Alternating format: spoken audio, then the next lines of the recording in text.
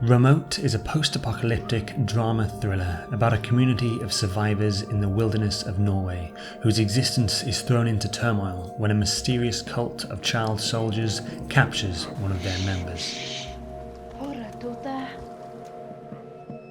The leader of the survivors and founder of their unique purpose-built settlement, along with his former best friend turned rival, must brave the dangers of the hostile world to save the woman, who is pregnant with his child. It's a journey that will test him to his limits and force him to face the consequences of his haunting past, all while leaving the community vulnerable to risk. Success would mean hope for the future of mankind. Failure doesn't bear thinking about. It started out as an idea in my head back in 2016. A bit of an escape, daydreaming about what I'd want to do if I won the lottery, and I decided that I'd want to live a sustainable existence, albeit with a few creature comforts. Now, this combined with my concern and awareness for climate change and overpopulation formed the basis of what was to become Remote, which I went on to share with my good friend and collaborator, Paul. With Paul's writing and industry experience, we decided to develop a feature-length script together, which took several years, but saw the initial idea successfully in line with the characters and narrative threads. Something still wasn't right though, and when we sought professional input, we were continually told the project would work better as a series due to the sheer scale of the narrative and richness of the ideas being explored. To help approach this mammoth task, we reached out to Matthew, who helped turn our 2-hour feature into an 8-part season. I came to the project on the back of a feature film I'd just written and directed, and was immediately attracted by the themes of the piece.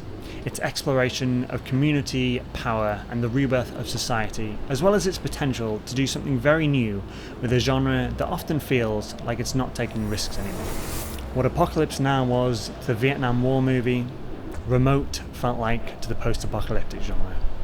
What is important to me about Remote is definitely the characters and this idea of living a sustainable life. We have this centralized character, Dom, who is like the ultimate prepper, and he's built this community. He's had the foresight to prepare in all these different ways. But even with all these comforts, it's still not idyllic. There's threats from inside and outside the community. There's good versus evil, all this and more, while still staying grounded in the unnerving sense of living in a post-apocalyptic world. Although on the surface Remote appears bleak, it's actually a story about hope, optimism and endurance.